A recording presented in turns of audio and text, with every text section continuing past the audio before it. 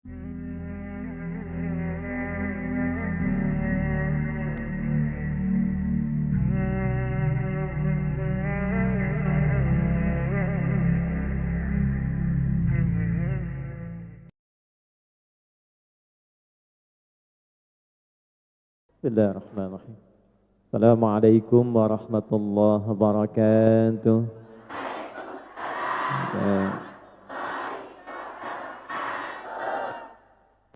Alhamdulillahi rabbil alamin.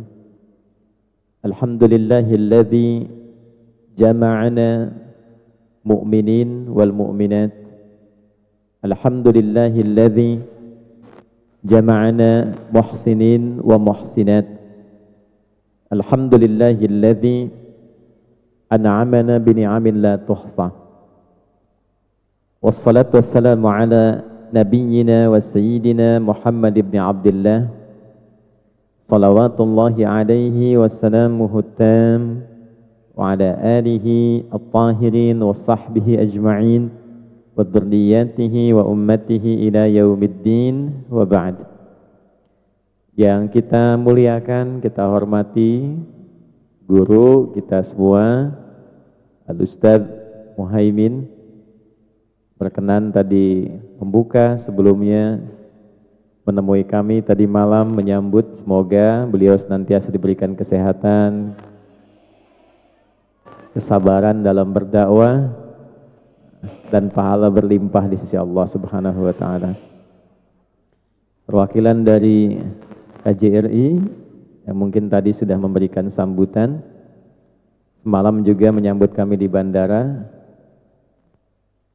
Pak Yuflis ya, mudah-mudahan Pak Yufis, semoga beliau dan keluarga besar KJRI diberikan kemampuan untuk mengayomi dan menunaikan tugas khususnya bagi warga Indonesia di Hong Kong ini.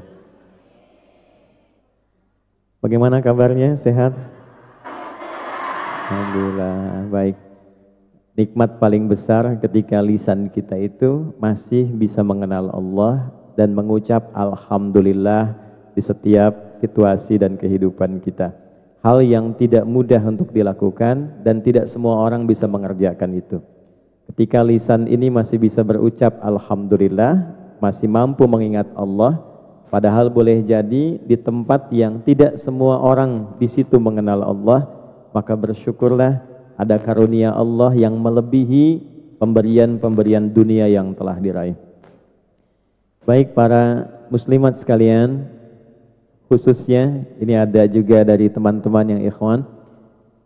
Pagi hari ini kita akan mencoba untuk membuka sesi di awal kajian kepada satu topik utama yang mengantarkan pada pembahasan pokok kita tentang bagaimana mencari rizki yang berkah dan membahagiakan di tempat yang jauh. Baik, saya tidak tahu apakah jauh di mata, dekat di kaki, apakah jauh dari sisi yang lain. Yang penting tempat boleh jauh, tapi Allah selalu dekat dalam kehidupan kita. Nah itu tidak cukup dengan amin, kita harus ngaji dulu ya.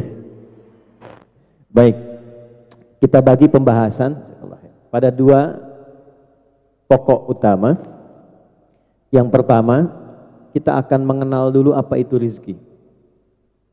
Sehingga sebelum mencari sesuatu, kalau kita mengetahui dan mengenalnya, akan lebih mudah memilih, memilah dan mendapatinya. Orang yang tidak kenal akan sesuatu, tidak mudah sampai ke tujuan dan mengenalnya. Kalau tidak tahu Masjid Kolon ini, tidak mudah sampai ke tempatnya. Kalau tidak kenal kita dengan tempat yang akan kita tuju, tidak mudah kita bisa sampai ke tujuan. Rizki kalau tidak dikenali, tidak diketahui, tidak tahu bagaimana cara mencarinya, maka semakin sulit, lelah, dan meresahkan dalam mendapatinya. Maka topik yang pertama, kita kenali dulu apa itu rizki, apa bentuk-bentuk rizki, seperti apa rizki yang telah Allah siapkan bagi kita. Baru nanti sesi kedua kita akan belajar tentang bagaimana cara menjemput dan mencari rizki itu, sehingga bukan hanya membahagiakan tapi mudah didapatkan. Ada bahagia tapi jalannya tidak mudah. Ada tidak bahagia tapi jalannya mudah. Pilih mana? bahagia tapi tidak mudah, atau mudah tapi tidak bahagia? Bahagia tapi mudah. Nah, oleh karena itu nanti pembahasan kedua akan mengantarkan pada itu. Nah, sekarang kita masuk pada topik pertama dengan cepat. Apa itu rizki dan seperti apa Allah menyiapkan rizki untuk kehidupan kita di muka bumi ini. Yang pertama kita akan bahas dulu beberapa ayat dalam Al-Quran. Satu, Al-Quran surah ke-51, surah Adz-Dzariyat di ayat ke-22. Kemudian yang kedua, kita akan sambungkan ke Al-Quran surah ke-17 di ayat ke-70. Baik. Yang ketiga, nanti kita akan teruskan pada pembahasan-pembahasan pokok bersambung ke Quran surah kedua Al-Baqarah ayat 168 dan 172. Baru kemudian terakhir pada topik yang kedua nanti kita akan dalami lagi Quran surah ke-7 Al-A'raf di ayat ke-96. Nah, kurang lebih ada 5 ayat yang akan kita bahas khususnya di 2 topik dari sesi pagi ini sampai dengan siang ke sore insyaallah. Baik, yang pertama, apa itu rizki?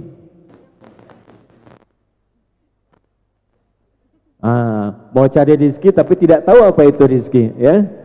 Baik, yang penting rizki itu bukan orang, bukan nama orang, bukan pemenang medali emas SEA Games yang angkat besi itu, ya. Bukan juga seorang pengusaha, tapi kita kembalikan ke ayat Quran surah ke-51 di ayat 22. Wa fis samai rizqukum wa ma tu'adun.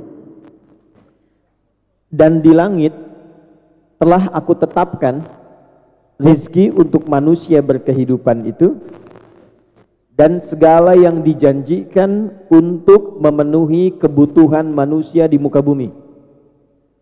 Perhatikan dulu sini, fokus baik-baik. Jadi para ibu sekalian khususnya, semua kehidupan kita di muka bumi ini, apapun yang kita akan kerjakan, itu Allah telah siapkan semua perlengkapannya. Persis seperti akan masuk ke rumah, kita mau bertugas misalnya, mau bersih-bersih, gak mungkin kalau gak ada sapunya kan. Kita mau lap, gak mungkin kalau gak ada lapnya kan. Nah sama, kita hidup di muka bumi ini, semua apa yang kita perlukan, kelengkapannya sudah Allah siapkan. Dipersiapkan untuk memudahkan semua kebutuhan hidup kita di muka bumi ini. Nah, semua yang terkait dengan kebutuhan kita itu bahasa singkatnya disebut dengan rizki. Jelas? Paham? Nah, kalau sudah jelas mari kita akhiri.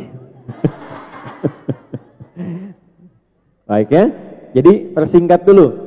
Semua yang kita butuhkan untuk memenuhi tugas kehidupan di muka bumi ini disebut dengan apa namanya? Nah, satu saya tulis dulu ya. Jadi saya berdiri. Ini nggak apa-apa walaupun kecil, tapi nanti ada dokumentasi yang tertuliskan sehingga nanti kalau mau ditulis kembali bisa memudahkan. Baik ya. Mudah-mudahan kalau ada space masih bisa berbagi, kalaupun tidak ada ya mudah-mudahan sabar ya. Belakang berdiri, saya pun berdiri di depan ya. Baik, ini kelihatan di belakang? Tidak, ya. Memang belum saya tulis, nanti kalau sudah saya tulis baru kelihatan. Satu, nah ini rizki.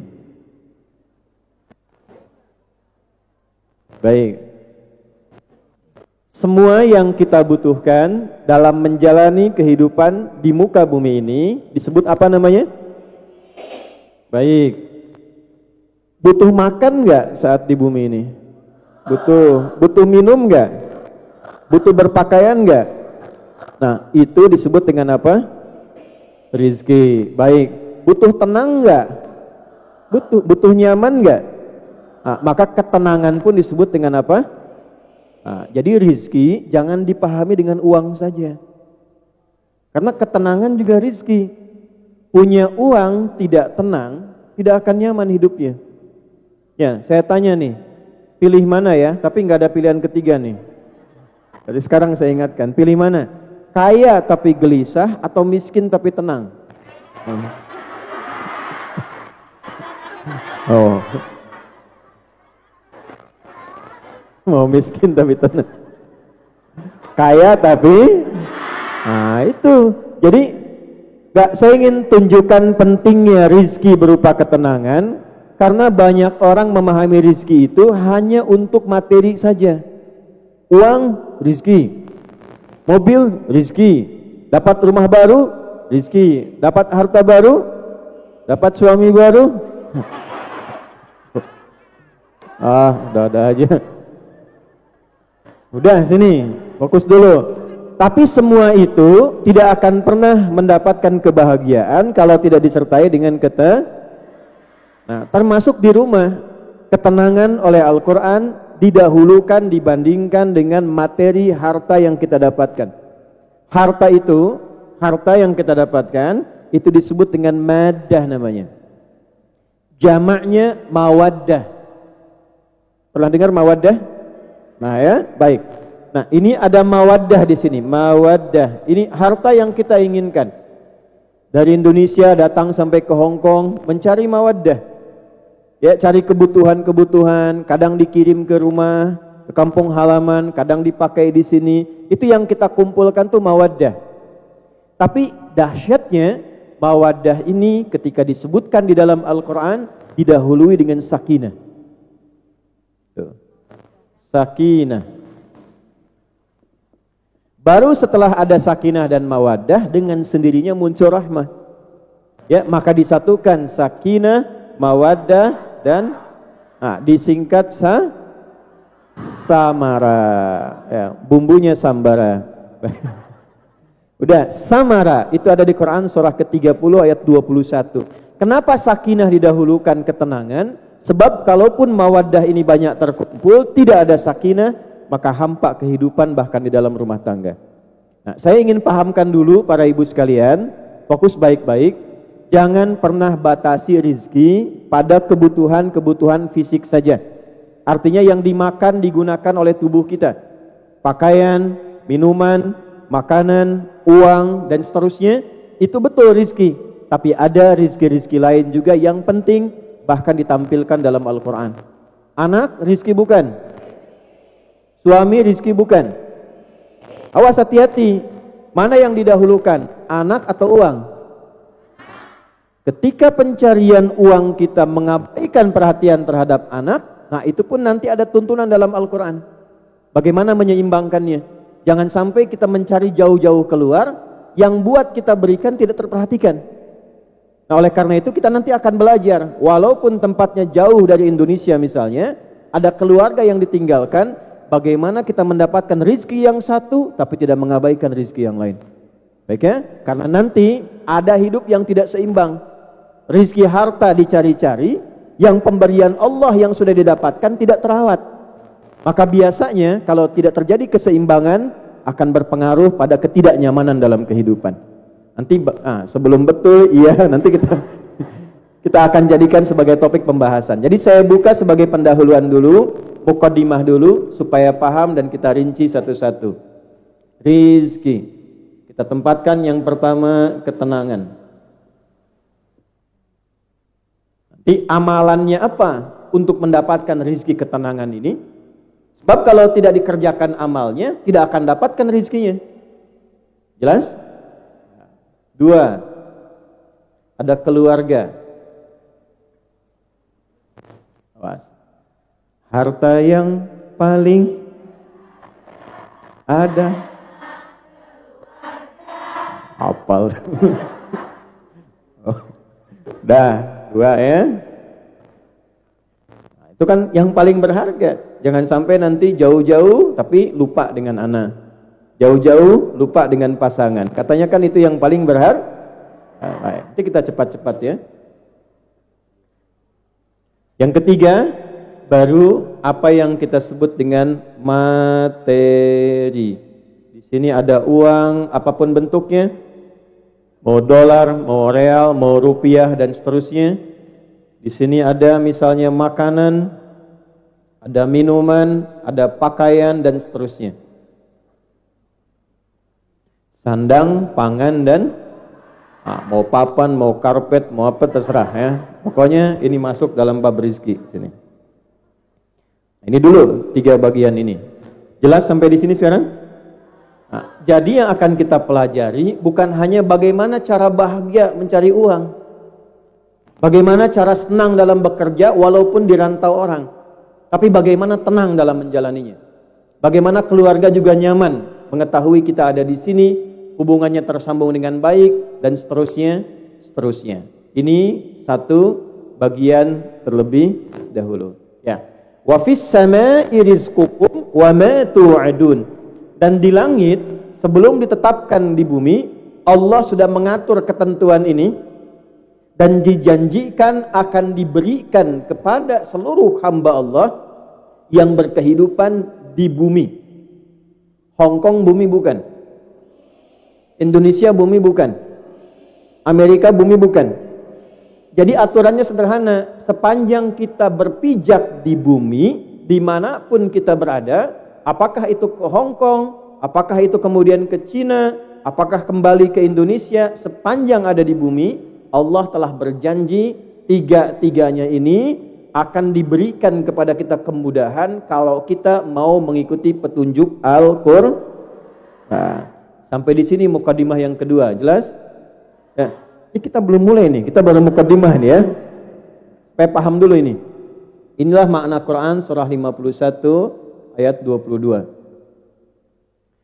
Aturan kedua, cepat. Quran surah 17 di ayat ke-70. Pelan-pelan, nanti baru setelah itu kita masuk ke amalannya.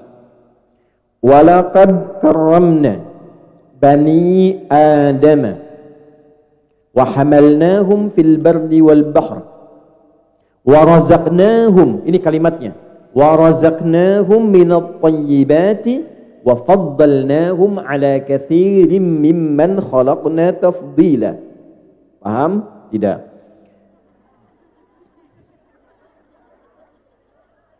Nah, walaqad karramna bani Adam, dan aku bersumpah. Ini saya kasih rahasia ya. Ini diantara kita saja nih. Kalau baca ayat Al-Quran, ditemukan kata lam dan qad, itu artinya kita harus yakin pada diri kita dan tidak boleh ragu sedikit pun. Jangan pernah ragu. Yakinkan pada hatimu yang paling dalam, jangan ragu sedikit pun. Walaqad karramna bani Adam. Kata Allah, yakinkan pada hatimu yang paling dalam, jangan ragu sedikit pun bahwa semua anak cucu Adam itu kami telah ciptakan dengan sangat mulia. Sampai sini dulu tuh. Pelan-pelan ya.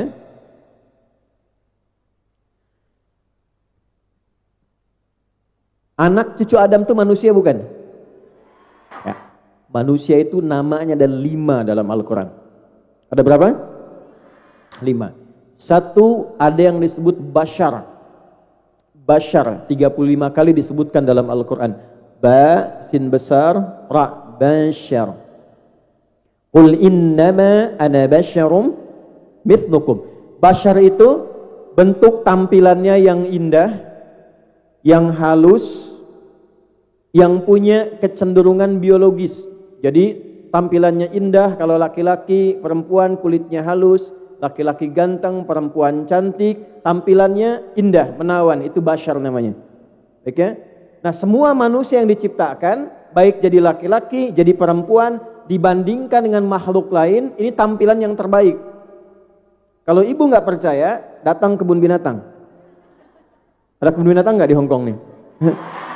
Absen satu-satu. Panggil, harimau, cek. Secantik-cantiknya warna kulit harimau, tetap lebih cantik kulit ibu. Betul. Bandingkan aja coba. Ya, gak percaya lagi, absen kedua, badak. Coba lihat. Ya, terus satu-satu. Jadi kalau sudah tahu fisik ini bagus, sudah baik, Allah tegaskan laqad khalaqnal insana fi ahsani. Nah, kalau sudah diciptakan bagus, tampilannya baik, jangan dirubah-rubah. Ya. Sebab perhatikan, takwim itu artinya bukan hanya tercipta baik, tapi diciptakan sesuai fungsi dan kebutuhannya. Jadi saya diciptakan begini, tidak seperti Ustadz Muhaimin, misalnya, atau sebaliknya, karena untuk hidup saya yang terbaik begini. Kalau hidung saya dikoreain dikit, dimancungin dikit misalnya, itu tidak akan maslahat untuk hidup saya. Ya, coba Sule, tahu Sule enggak? Kalau tidak diciptakan pesek, itu suaranya nggak akan bagus. Demikian yang lainnya. Makanya nanti turun Al-Quran mengatakan, kalau sudah Allah ciptakan, jangan robah-robah.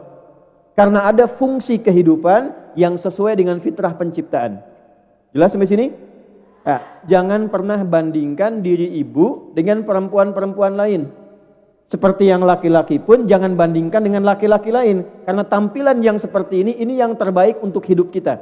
Tampilan orang lain yang terbaik untuk orang lain. Ya, yang paling parah jangan merubah fitrah. Laki-laki, laki-laki aja. Perempuan, jangan laki-laki menjadi perempuan ingin seperti. Nah, ketika memaksa merubah fitrah, pasti hidupnya akan gelisah dan susah. Nah, bikin status tuh, ya. Ketika memaksa merubah fitrah, hidupnya pasti gelisah dan, ayo di Instagram tuh. Dah pelan-pelan. Sudah, 2, ada ins namanya. Ya ma'syaral jinni wal wa ma khalaqtul jinna wal ins, disebutkan 18 kali dalam Al-Quran. Ins itu sifat dasar yang lembut, yang halus. Lawannya jin. Jadi yang makhluk halus itu ibu. Ya. Ins itu punya 3 arti. Ada berapa arti? 1, ins itu tampak. Lawannya jin, tersembunyi. Kenapa jin disebut jin? Karena tak nampak, tersembunyi. Jadi kalau ada jin melakukan penampakan, itu jin sedang bermasalah. Keluar fitrah. Kenapa? Karena penampakannya tersembunyi harusnya. Sama dengan manusia. Manusia disebut ins karena tampak. Jadi kalau ada nanti yang suka pulang sembunyi-sembunyi,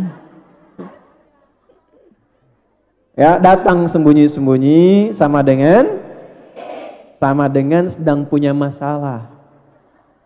Karena keluar dari orang kalau tidak ingin ketahuan masalahnya, sembunyi-sembunyi. Ada nggak yang mencuri terang-terangan? Tidak. Ada nggak yang korupsi terang-terangan? Tidak ada. Umumnya sembunyi-sembunyi. Nah, itu ingin mengambil perbuatan jin. 2, halus. Kalau jin kasar. Makanya tidak akan pernah ada orang kemasukan jin jadi halus. Permisi Pak Ustadz, mau ikut kajian. Sedang kemasukan jin, itu nggak mungkin. Ya. Nah pertanyaannya, kalau manusia yang halus, yang lembut, yang baru lahir tuh ingin digendong orang walaupun nggak kenal. Ibu ada bayi lahir dari orang Hong Kong, nggak pernah kenal, tapi kita bisa suka. Walaupun bukan anak kita sendiri, karena ada sifat halus di dalamnya. Yang jadi masalah nanti ada pelajaran akhlak. Kenapa ketika tumbuh menjadi kasar? Kenapa kata-kata yang menjadi tidak baik? Disitulah nanti muncul pelajaran akhlak untuk menjaga supaya kebaikan ini tumbuh dengan baik. 3, ada yang namanya insan. Apa namanya? Kurang lebih disebutkan 65 kali dalam Al-Quran. Ar-Rahman khalaqal Iqra bismi rabbikal ladzi khalaqal. Apa itu insan? Manusia. Apa itu manusia? Insan. Baik.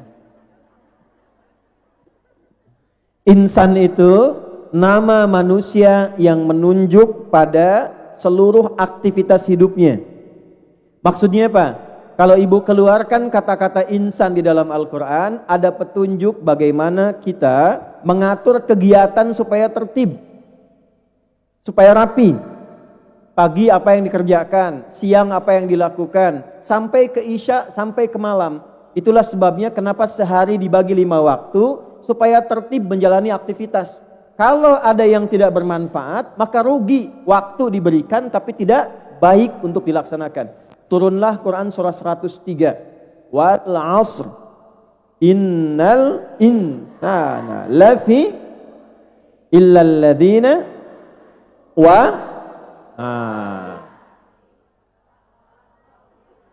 Watawasau. Aku bersumpah, kata Allah, demi modal waktu yang diberikan untuk hidup manusia beraktivitas. Kita sehari diberikan modal kurang lebih 24 jam. Pertanyaannya, dari 24 jam itu mana yang bermanfaat? Berapa jam yang jadi soleh? Ini dari tadi nunggu tadi sampai dengan di sini. Menunggunya sudah soleh belum? Bicaranya sudah soleh belum? Melihatnya sudah soleh belum? Jadi kalau ada 1 jam dari 23 jam dipakai dengan yang salah, tidak menjadi soleh, kata Allah rugi. Tidak punya nilai. Nah, oleh karena itu, dipandu dalam Al-Quran bagaimana menjadikan 24 jam ini, semua aktivitas kita, kegiatan kita, soleh di mata Allah. Ya, nah ini namanya apa? Nah, nanti kalau ngaji lagi, ada ustadz yang lain lagi, silahkan nanti turunkan kata-kata ini. Ada panduan dalam Al-Quran memandu tubuh kita dari ujung kepala sampai ujung kaki menjadi soleh. Saya ambil contoh, nanti ngajinya, kalau bisa ngajinya harus terukur supaya nanti manfaatnya dapat banyak. Ya, insan tadi, kalau dikeluarkan kata insan, nanti kita akan temukan bagaimana menggunakan fungsi dari tubuh dulu sebelum dipakai beraktivitas supaya semua yang digunakan di tubuh ini bermanfaat. Contoh, cepat saja. Ini mata apa fungsinya? Tuh. Melihat yang baik. Kenapa ada penting kalimat baik? Baik itu kan soleh. Soleh menurut Allah, ya itu baik menurut Allah disebut soleh. Kalau hanya melihat, kambing melihat, ayam melihat, elang dan penglihatannya lebih tajam daripada kita. Tapi mata hewan tidak dihisab. Mata kita dihisab. Karena mata ini dihisab, maka Allah turunkan fungsinya. Lihat yang soleh-soleh. Lihat yang baik-baik. Maka nanti turun ayat di Al-Quran membimbing bagaimana cara mata ini melihat yang baik. Ya, untuk ibu, Quran surah 24 ayat 31 misalnya. Wa kullil mu'minati yaghdudna min absarihinna. Muhammad sallallahu alaihi wasallam, ajarkan, viralkan kepada semua umatmu yang perempuan-perempuan, kalau sudah beriman, yakin dengan Allah sebagai Tuhan, buktikan imannya, masuk ke matanya, hanya boleh melihat yang baik saja. Kalau tidak baik menurut imannya, awas hati-hati, bukan menurut budayanya, kata imannya nggak bagus, ya untuk menghormati itu indahnya Al-Quran, bukan untuk mencela. Di Quran itu jarang kita temukan dalam akhlak celaan. Ya, Fir'aun Fir'aunnya, catat tuh ya. Fir'aun jahat tidak? Jahat. Kriminal tidak? Tapi tidak pernah disebut nama aslinya. Gelarnya saja, seorang pejabat, seorang petinggi. Kenapa tidak disebutkan namanya? Karena yang salah bukan nama, yang salah perilakunya. Jadi kalau ada orang bersalah atau keluarga anak misalnya nakal, tidak bisa diatur, jangan disalahkan namanya. Dirubah perilakunya. Didoakan orangnya, tapi jangan digunjingkan namanya, karena yang salah bukan yang salah perilakunya. Nah, balik ke sini, Al-Quran mengatakan untuk bisa menghormati pandangan ini karena mulia, harus dijaga. Maka apa yang terjadi? Kalau kata iman yang gak bagus cukup palingkan. Cukup palingkan. Memalingkan dari yang tak baik itu disebut ghaddul basar namanya. Paham? Jadi bukan gak boleh lihat, ketika yang dilihat itu gak bagus, palingkan. Memalingkan dari yang tidak baik, supaya pandangan ini saleh disebut ghaddul. Nanti lengkap di Al-Quran, dari mata turun ke, jangan langsung ke hati aja. Sini, ke lisan, mata ke mulut. Ibu langsung ke hati aja. Dari mata turun ke mulut. Oh. Nanti ada ayat tentang lisan. Apa yang harus dikatakan, apa yang tidak boleh dikatakan. Kalau semua ini sudah diatur dengan baik, ibu mau pakai kemanapun jadi orang baik. Bicaranya pasti baik, mendengarnya pasti baik, bekerja dimanapun jadi orang baik. Itu yang dimaksud saleh. latihannya tidak cukup dengan mengatakan amin. Ya, latihannya keluarkan kata insan di dalam nas. Apa namanya? Disebutkan kurang lebih sebanyak 240 kali dalam Al-Quran. Dan ada satu surah paling favorit dalam Al-Quran bagi umat Islam di muka bumi hari ini. Surat apa itu nas? Manusia yang tidak bisa hidup sendirian. Dia butuh kawan. Dia butuh teman. Karena itu, nama ini memberikan pesan pada kita, catatin dengan baik ya. Dimanapun kita berada, dimanapun kita berkehidupan, selalu membangun hubungan baik dengan orang-orang sekitaran kita dan jadikan sebagai bagian dari keluarga kita. Ya, ini pesan Al-Qurannya penting sekali karena nggak bisa hidup sendirian. Ibu pun ini yang dihimpun oleh majlis-majlis pengajian, kalau sudah datang, ada database-nya, ada kehadirannya, persatukan sebagai keluarga. Jangan mandiri, satukan semuanya. Kenali tinggal di mana, minimal saling mendoakan, saling mensupport, itulah inti dari kata an-nas. Kita punya ayatnya, kita punya katanya, tapi prakteknya itu yang belum kita temukan secara total dalam kehidupan. Jadi kalau kita melihat kawan kita samping kanan kiri sebagai keluarga, pasti akan saling mendukung. Ya, saya turut mendoakan ya. Kemarin saya mengamati, menyimak dan masih bertanya tadi malam saat saya landing. Besok insya Allah juga ada agenda untuk menyolatkan ya. Ya, mudah-mudahan saudari-saudari kita yang kemarin wafat dalam satu musibah dijadikan syahid oleh Allah Subhanahu wa taala. Ya. Salah satu syahid itu ada namanya syahid fis sama. Allah tetapkan syahid, ditetapkan walaupun tetap dimandikan, disolatkan tapi statusnya syahid. Di antara yang syahid itu adalah orang yang wafat dalam keadaan beriman dan mengalami musibah seperti tenggelam, kebakaran, dan saat dalam proses melahirkan itu statusnya syahid dalam pandangan Allah Subhanahu wa taala. Mudah-mudahan diterima amal ibadahnya oleh Allah. Nah, ini kalau sudah seperti itu tertib. Jauh dari Indonesia, tinggal di Hong Kong, nasnya dipakai. Kita nggak bisa hidup sendirian. Kita pun butuh berinteraksi dengan orang-orang lokal. Maka bersikap baik pada orang-orang yang ada di Hong Kong, menaati aturan yang ada di sini. Kalau itu sudah dilakukan dengan benar, ada jaminan dalam Al-Quran, maka kehidupan itu akan dijaga oleh Allah dengan cara yang tertib dan baik. Ditemukan di Quran surah ke-49 itu ayat ke-13. Ya ayyuhan nasu, hai semua manusia tanpa kecuali, inna khalaqnakum min dzakarin wa untha. Aku tetapkan kalian yang namanya manusia cuma ada dua jenis. Ada berapa jenis? Satu, min dzakarin, laki-laki, wa untha, perempuan. Wa ja'alnakum syu'uban wa qabaila, dan aku tetapkan kalian tidak ada yang hidup di satu tempat. Di Indonesia pun tidak ada yang satu pulau. Kita paling banyak pulaunya itu 13.677 pulau. Itu belum termasuk Pulau Gadung, Pulau Gebang dan yang lain-lain itu. Ya.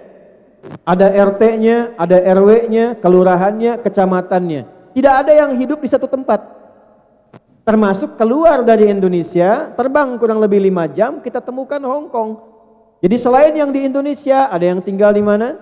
Hong Kong, ada yang di Malaysia, ada yang di Cina, di Afrika, di Amerika. Perhatikan kalimatnya.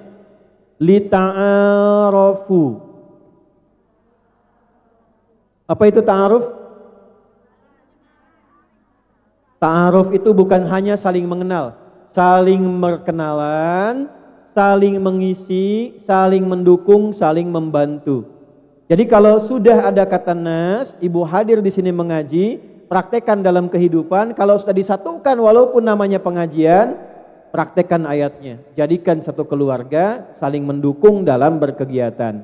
Paham? Sekarang kita masuk ke bab rizki yang ayat tadi, Quran surah 17 ayat 70.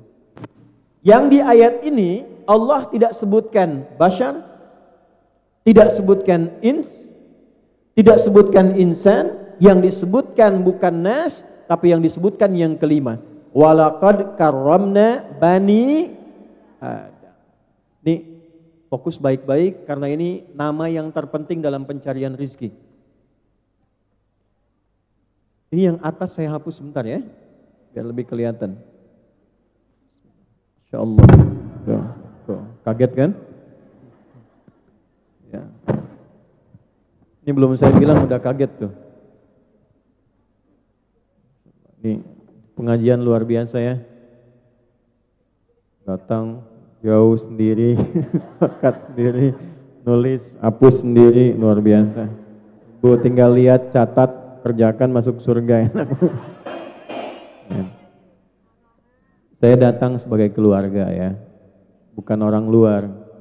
Oleh karena itu apa yang bisa dilakukan kita lakukan. Saya pesan juga panitia ya, jangan merepotkan ya.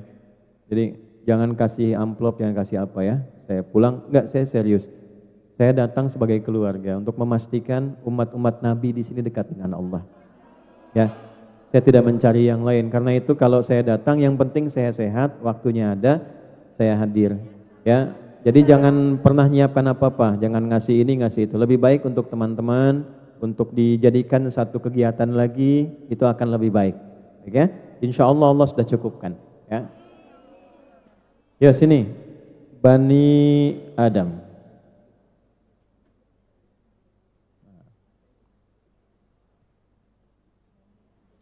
Bani Adam disebutkan 7 kali dalam Al-Quran. Berapa kali? Ya, sekarang fokus baik-baik. Nama ini memiliki 2 arti.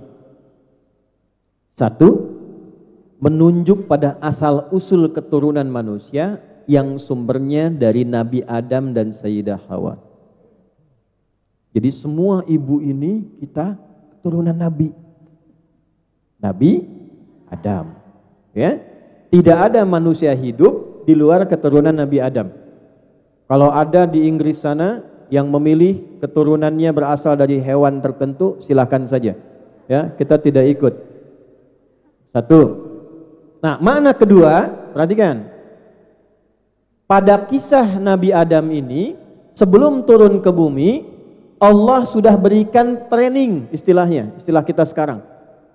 Pembekalan-pembekalan yang di dalamnya ada materi tentang rizki. Adam, ini cara mendapatkan makanan yang baik. Ini cara minum yang baik. Ini cara berpetualang yang baik. Adam, ini cara mendapatkan kenyamanan. Cara mendapatkan kesenangan. Kalau engkau kerjakan semua ini dengan pedomannya, aku jamin engkau, catat ini, engkau dan semua anak cucumu dimanapun beraktivitas, dimanapun bekerja akan selalu tenang dan senang.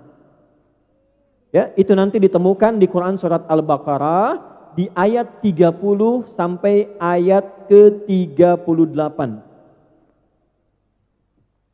Surat 2 ayat 30 sampai 38. Saya percepat langsung ayat 38-nya. Qul nahbitu minha jami'a.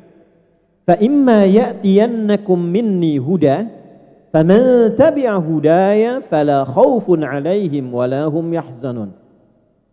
Adam, Hawa, sekarang tugasmu di bumi dimulai, turun. Menjadi khalifah. Apa artinya khalifah? Khalifah bukan sekedar pemimpin, dia punya 3 arti. Yang pertama, khalifah itu segala yang mengandung manfaat.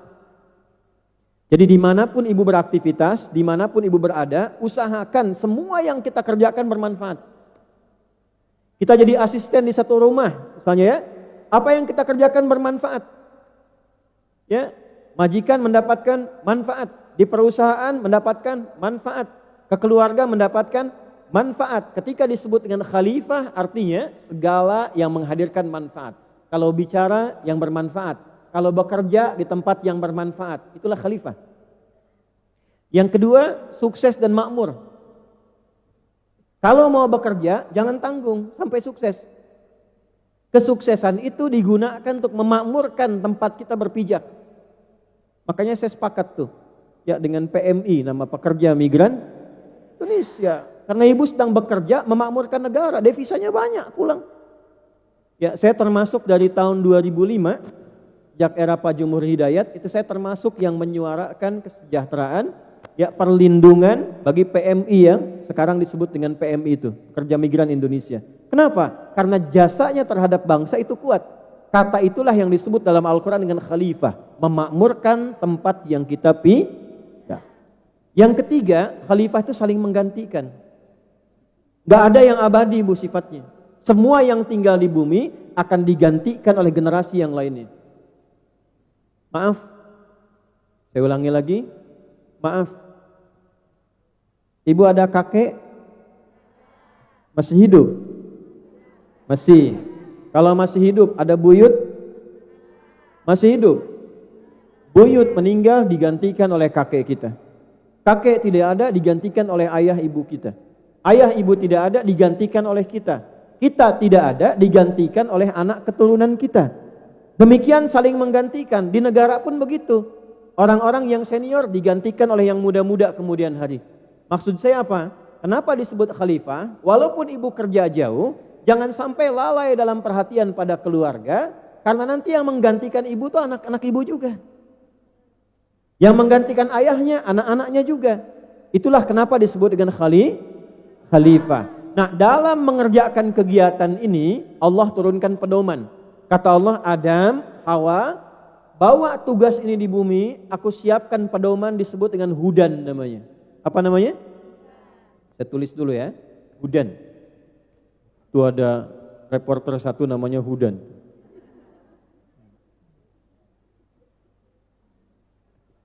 Gak usah nengok sudah bu, sudah punya istri, anaknya 2. Sini. Sudah. Hudan itu nama umum. Nanti setiap umatnya diberikan nama khusus untuk membedakan umat satu dengan yang lain. Misal, ibu kenal Nabi Musa. Nabi Musa diberikan hudan. Nama kitabnya namanya misal di Quran surah ke-17 ayat kedua. Ya, perhatikan kalimatnya. Wa ataina Musal kitaba. Nabi Musa diberikan kitab. Namanya Taurat. Wa ja'alnahu hudal li bani Israil. Taurat ini petunjuk hidup khusus untuk Bani Israel di masa itu. Jadi kalau Bani Israel mengerjakan petunjuk ini, hidupnya tenang dan senang. Nabi Isa diberikan apa? Injil. Injil itu fungsinya hudan, fihi hudan. Cek di Al-Maidah dari ayat 45 sampai 47. Nabi Muhammad diberikan apa? Al-Quran itu fungsinya hudan. Ada di Al-Baqarah ayat 185. Syahrul Ramadan alladzi unzila fihi al-Quran hudallin Hudalinnas. Aduh. Aku mah ya teh.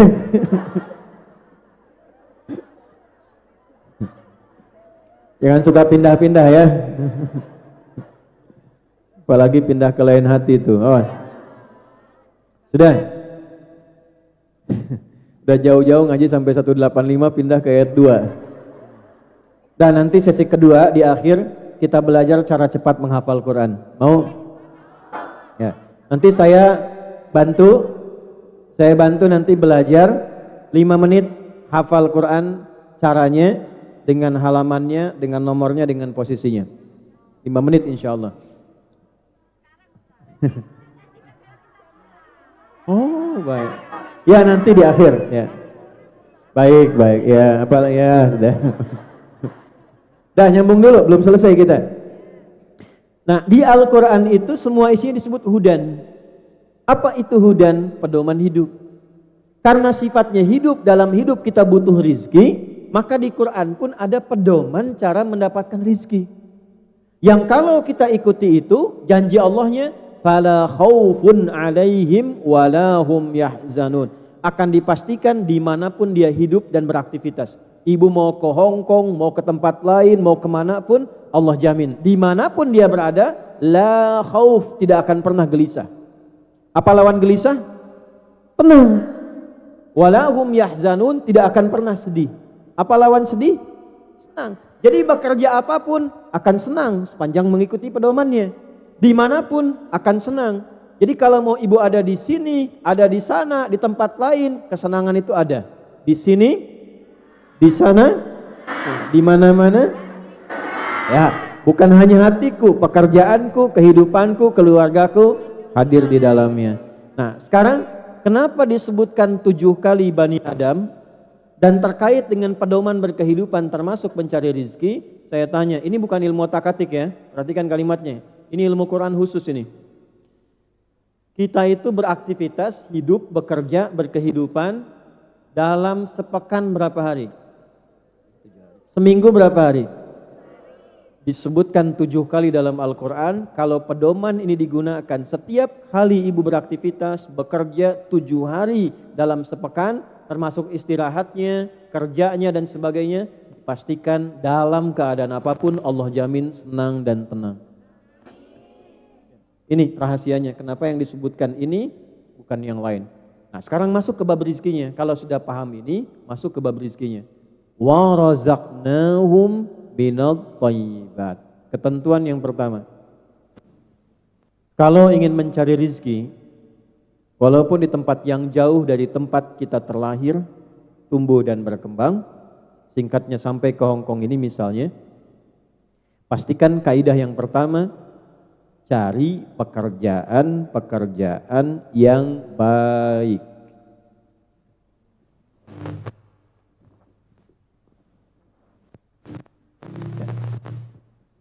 Cari pekerjaan yang baik.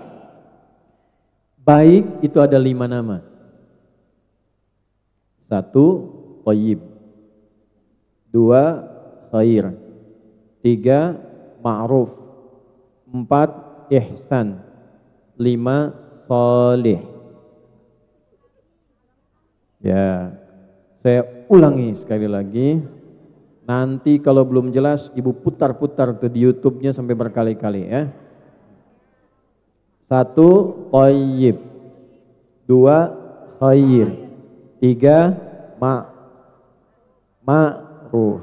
4, ihsan. 5, salih. Jelas? Nah, untuk mencari rizki, dari 5 nama ini, Allah pilihkan 1 nama, thayyib dijamakkan menjadi thayyibat. Thayyib. Ada orang namanya thayyib, 2 kali puasa, 2 kali lebaran gak pulang-pulang tuh. Nah. Dah siap. Thayyib jamaknya apa? Kalau jamak sedikit atau banyak? Maksudnya apa? Allah ingin mengatakan, ini yang baik-baik sudah saya tebarkan banyak. Kalau saya sudah siapkan banyak yang baik, mengapa memilih yang tidak baik? Karena ada resiko, ketika memilih yang tidak baik, mungkin uangnya banyak dapatnya. Tapi karena tidak baik, tidak membuat keadaan hidup kita pun menjadi lebih baik. Kata Allah, harusnya tenang, nanti jadi gelisah. Harusnya senang, nanti jadi gak nyaman. Jadi Allah itu ketika menurunkan hukum, bukan ingin membuat kita sulit, bukan. Supaya hidup kita bahagia. Saking pentingnya bahagia, ibu bikin judul mencari rezeki yang berbahagia. Nah, kalau ingin mencari rezeki yang membahagiakan, kata Allah, saya sudah tebarkan yang baik-baik. Kalau sudah Allah siapkan yang baik-baik, maka kita tinggal mencari menemukan yang baik itu sesuai dengan yang Allah ingin. Nah, jelas sampai sini? Nah, sekarang ya, jadi yakinkan dulu pada hati kita bahwa ketika kita jadi orang baik, diciptakan orang mulia, rizkinya pun harus Kalau mencari dengan cara yang tidak baik, itu pasti membuat gelisah. Bagaimana mengetahui yang baik itu? Ada 2 caranya. 1, thayyib itu bisa dengan caranya.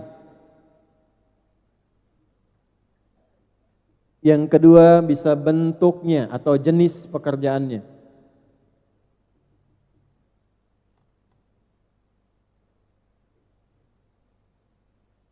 Keduanya punya hukum, 1 hukum.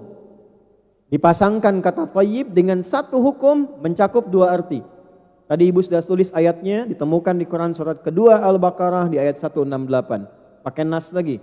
Ya ayyuhan nasu Kulu mimma fil ardi halalan. Baik cara ataupun jenisnya dipasangkan kata thayyib dengan kata halal. Awas. Ya ayyuhan nasu, hai semua manusia tanpa kecuali. Kalau ada kata nas dipasangkan nanti dengan kata rizki, nas itu artinya umum. Tadi sudah saya bahas di awal kan? Jadi kenapa saya awalkan? Karena pembahasan itu akan selalu mengingat bahasan-bahasan yang di awal tadi. Kata nas kalau dipasangkan dengan rizki artinya tidak ada batas dalam pencarian tempat. Tadi masih ingat Quran surah 49 ayat 13, ya ayyuhan nasu inna khalaqnakum min dzakarin wa untha wa ja'alnakum syu'uban wa qabaila. Jadi kalau ibu mau cari sampai ke Hong Kong, bagaimana hukumnya? Boleh tidak? Boleh. Karena mencari rizki itu Allah sebutkan kalimat pertamanya dengan kata nas. Artinya nggak ada batas. Ibu tinggal di Sukabumi misalnya, ya, hubud dunya. Sukabumi itu bahasa Arabnya hubud dunya. Suka hubun bumi dunya, Sukabumi hubud. Enggak ada di Sukabumi yang cocok, silahkan ke Jakarta. Enggak ada yang cocok di Jakarta, silahkan ke Sumatera. Enggak ada yang cocok di Sumatera, silahkan ke Kalimantan. Enggak ada yang cocok di Kalimantan, silahkan ke Papua. Tidak ada yang cocok di Papua, ibu nyebrang ke Malaysia. Enggak cocok sampai ke Hong Kong. Hong Kong cocok, ambil. Kenapa? Karena dalilnya ya ayyuhan. Nah, kalau ibu ditanya, ibu kenapa mencari rezeki sampai ke Hong Kong? Ya ayyuhan nas. Jelas? Nah, cocok boleh, tapi tidak boleh dicocok-cocok. Kan, karena itu muncul kaidah selanjutnya.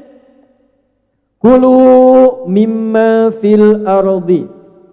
Silahkan cari makan. Kerja.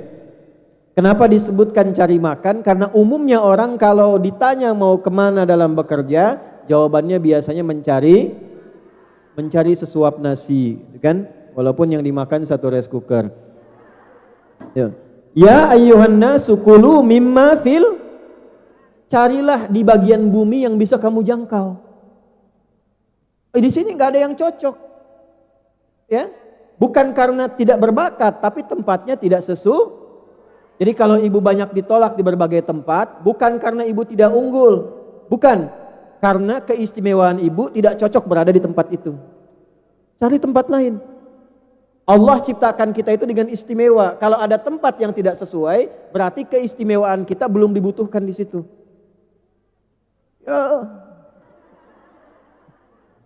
Nggak harus selalu bersyukur, ya, supaya tidak banyak kecewa. Melamar di sini ditolak, kecewa. Ini jangan. Cara berpikirnya begini, kalau di tempat tertentu kita tidak dibutuhkan, kita ditolak, katakan terima kasih ya Allah, keistimewaanku belum dibutuhkan di sini. Cari tempat lain. Jelas? Nah, sekarang hari apa? Minggu. Oh ya, Ahad kan? Baik, Ahad ada yang nyebut Minggu, ya. Nanti Senin, Selasa, Rabu.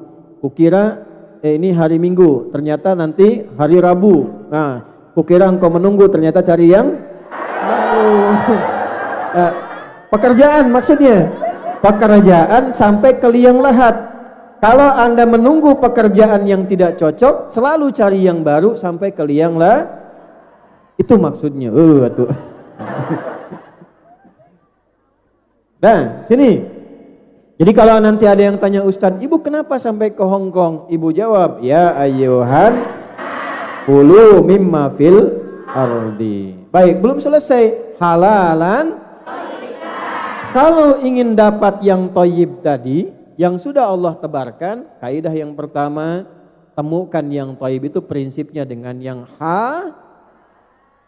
Untuk menemukan halal ini didapatkan dengan dua hal. Satu, lihat cara mencarinya. Apa lawan halal? Jangan sampai mencari rezeki dengan cara yang sepanjang yang haram dihindari, pasti dapatnya thayyib. Mencuri halal tidak.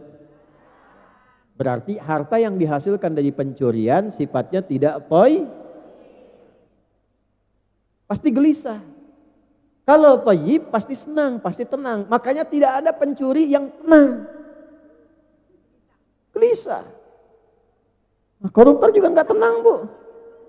Jangan dikira koruptor itu tenang. Makanya ketika mau korupsi sembunyi-sembunyi, nggak ada yang terang-terangan.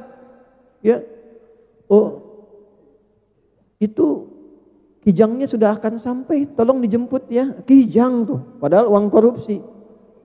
Ya, nggak mau ketahuan. Makanya kalau sudah berbuat kejahatan yang besar, pasti melakukan yang kecil-kecil.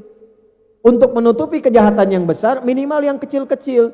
Mulai dari bohong, nanti muncul nyogok. Artinya apa? Hidupnya tidak Ibu jauh-jauh sampai ke Hong Kong. Kalau untuk nyari yang haram untuk apa? Jelas? Jadi saya tidak ingin dengar lagi ada kasus di Hong Kong pencurian misalnya. Ya? Penjamretan. Tidak jadi taati aturan dengan cara yang benar. Baik, ini poin 1. Cara itu ada 2. Cara yang dibenarkan oleh hukum positif, pemerintah setempat. Cara yang dibenarkan oleh agama. Dan biasanya agama tidak mungkin bertentangan dengan hukum positif. Kecuali pada hal-hal yang memang spesifik menguji iman. Ya, misal. Menurut agama, jual makanan boleh nggak? Boleh. Tapi ada makanan-makanan yang dinilai oleh agama membahayakan. Baik untuk iman ataupun untuk kesehatan. Misal, minuman keras dari minuman. Ya, minuman keras itu merusak pada pikiran. Karena merusak kepada akal, agama Islam melarang. Kenapa? Supaya fungsi akalnya tetap sehat. Kalau akal terganggu, berpikirnya tidak baik, hidupnya terganggu juga. Itulah sebabnya kenapa diharamkan minuman keras, supaya fisiknya sehat, akalnya sehat, hidupnya benar. Kalau itu dikonsumsi, ibu mau kerja dimanapun, tiba-tiba mengkonsumsi itu, pekerjaan akan terganggu. Minimal kalau akalnya rusak, bicaranya tidak teratur. Kalau bicara sudah tidak teratur, siapa yang bisa menggunakan jasa ibu dalam kehidupan? Tidak ada. Nah, oleh karena itu, yang pertama dipastikan, kalaupun secara hukum pemerintahan misalnya boleh, tidak dilarang, tapi kalau hukum agama mengatakan tidak dibenarkan, maka coba cari peluang lain, kesempatan lain yang kira-kira bisa menggunakan cara pencarian rezeki yang lebih baik. Maksudnya apa? Walaupun uangnya banyak, tapi didapatkan dengan cara yang tidak baik, itu tidak akan membahagiakan. Ujungnya jadi penyakit nantinya. Ya, jelas sampai sini? Ya, pilih mana? Gaji 100 juta haram atau 10 juta halal?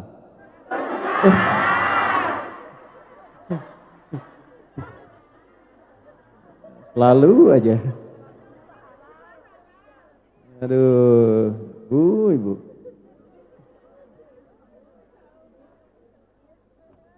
Ya, makanya sama perempuan jangan hitung-hitungan rezeki. Di rumah juga begitu. Harta saya, harta suami,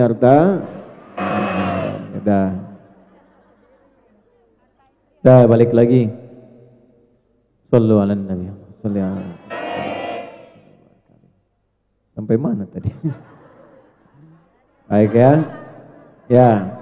Jadi berupaya satu, caranya selalu mencari dengan cara yang Itulah sebabnya kenapa banyak kasus-kasus mencari rezeki di zaman Nabi itu dikoreksi, diperbaiki caranya langsung oleh Al-Quran. Ada yang mencuri, ada dulu satu kampung itu isinya pencuri semua. Zaman jahiliyah, sekampung pencuri semua. Kampung pencuri, namanya Ghifar. Yang berasal dari Ghifar ini disebut Al-Ghifari. Ya, jadi kalau ada yang namanya Al-Ghifari, kampung pencuri itu. Dulu, sebelum Islam. Nama pimpinannya namanya Jundub bin Junadah. Ya, nanti setelah masuk Islam berubah nama menjadi Abu Dzar Al-Ghifari. Itu kunyahnya Abu Dzar Perhatikan ya. Tidak ada yang lewat ke situ kecuali harus setor. Kalau tidak habis semua. Tapi setelah masuk Islam, ditinggalkan pekerjaan itu, berubah pekerjaan itu, tiba-tiba ibu tahu apa yang terjadi? Rizkinya mengalir banyak, hidupnya tenang, jadi dai, pensiun jadi preman, jadi ustadz, sekampung masuk Islam banyak, tiba-tiba berubah tempat itu, desa itu, dari desa tukang begal, desa pencuri, berubah jadi desa yang baik, desa yang menginspirasi, desa orang-orang soleh. Saking bangganya dengan nama itu, maka ingin banyak disebut orang dengan nama Al-Ghifari.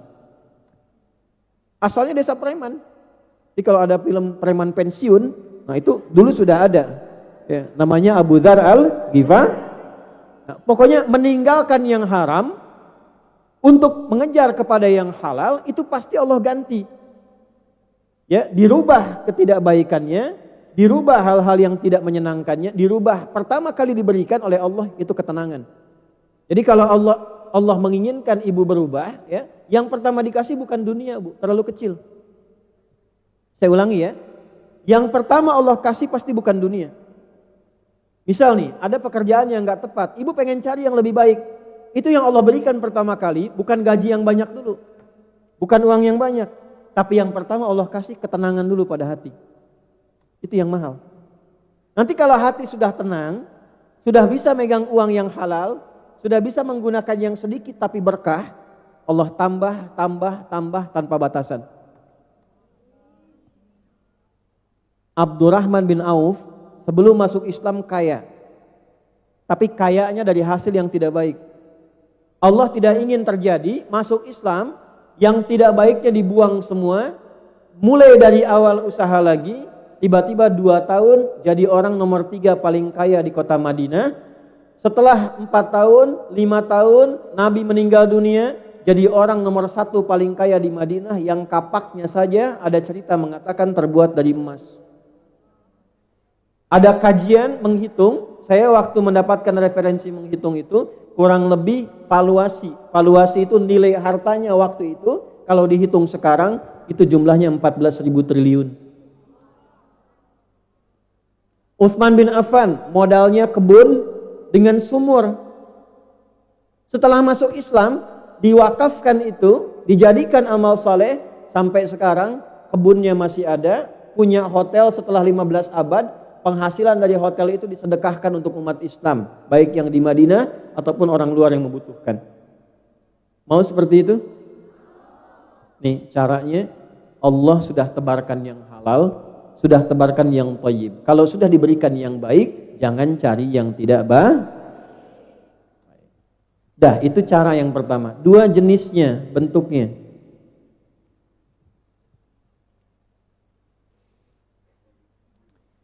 Pekerjaan apapun yang halal, yang bisa menjaga kehormatan fisik kita, akal kita, dan iman kita, itu boleh. Pekerjaan apapun yang halal, yang bisa menjaga fisik kita. Ibu kalau kerja, fisiknya ini, maaf sekali, saya ulangi lagi ya, maaf sekali, fisiknya ini tidak terlukai, tidak terganggu, tidak ada resiko tersakiti, tidak tersiksa. Itu syarat pertama, boleh. Walaupun gajinya 1 miliar, tapi resikonya misalnya nyawa, tidak ada ketenangan, tidak ada kenyamanan dan sebagainya, itu dipandang kurang baik dalam agama. Boleh jadi apapun, yang penting tertata. Oh, saya mau jadi asisten di satu rumah tangga, boleh, lihat jam kerjanya. Apakah menyiksa kepada tubuh? Tidak. Lihat majikannya, perilakunya bagaimana, bisa merendahkan martabat? Tidak. Kalaupun gaji yang ditawarkan besar tapi kehilangan martabat, kehilangan waktu istirahat yang panjang, kehilangan ketenangan, jangan dipertaruhkan, karena masih ada rezeki Allah yang terbaik ditempatkan di tempat-tempat yang lain. Jelas? Ya. Saya insya Allah lihat kalau di Hong Kong ini aturannya sudah cukup baik ya, sudah stabil. Beberapa tempat itu kalau saya berikan pembekalan, saya selalu lihat dan saya terangkan tempatnya. Misal kalau di Arab itu dibagi 2. Ada Arab, ada A'rab. Kalau Arab itu orang kota. Kalau A'rab itu orang pegunungan, orang daerah padang pasir. Beda karakternya. Kalau Arab di kota karena terdidik, itu kalimat-kalimatnya baik, perhatiannya baik. Tapi kalau daerah padang pasir, asyaddu nifaqa wa kufra. Ya, asyaddu kufra wa nifaqa. Karakternya keras, keinginannya tinggi. Jadi kalau naik mobil pun kalau ke Arab, supirnya itu dari Arab, itu ada caranya. Yang masuk pertama harus laki-laki, baru perempuan ikut. Kalau keluar, perempuan harus duluan, baru laki-laki setelah itu. Dan seterusnya, karena karakternya berbeda. Nah, di tempat manapun, mau di kantor, mau di pabrik, mau di rumah, dipastikan diupayakan satu pekerjaan yang menyelamatkan terhadap tubuh seutuhnya. Jelas? Dua, akal. Jangan sampai mencari pekerjaan yang di dalamnya ada bentuk atau jenis yang merusak terhadap akal. Walaupun dapat hasilnya banyak, tapi ada resiko akalnya terganggu, maka mohon maaf sebaiknya mencoba mencari pekerjaan yang lain. Ini dulu satu. Ini fisik, kedua akal.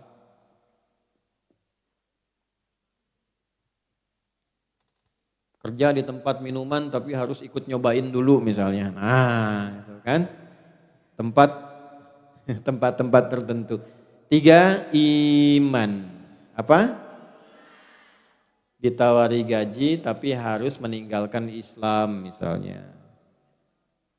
Bekerja gajinya banyak tapi nggak bisa sholat misalnya. Nah ya. Halo? Ada yang begitu? Oh, pilih mana? Nggak ada pilihan ketiga, awas nih. Karena ini ujian iman, jawab yang betul. Pilih mana? 6.000 dolar Hong Kong tapi bisa sholat 5 waktu, atau 60.000 dolar Hong Kong tapi nggak bisa sholat sama sekali.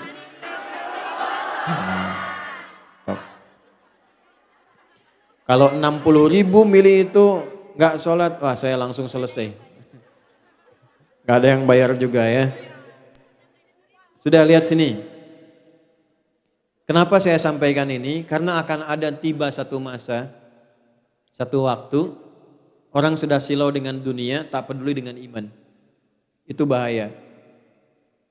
Di satu tempat di Indonesia itu pernah ada pengaduan hanya untuk kerja jaga toko, dapatnya tidak seberapa, tapi dilarang menunaikan sholat. Ingat ya Bu ya, dunia tidak satu saat akan nanti yang dibawa pulang itu bukan bekal yang sekarang didapatkan di dunia, karena alamnya beda. Saya tanya sama ibu nih, di dunia saja hukum sudah beda. Di Hong Kong sama nggak hukum yang di Indonesia? Mata uangnya sama nggak? Beda. Nah, beda tempat saja di dunia sudah beda hukum. Terus ibu mau pulang ke akhirat mau hukumnya sama? Nggak mungkin. Hukum akhirat beda.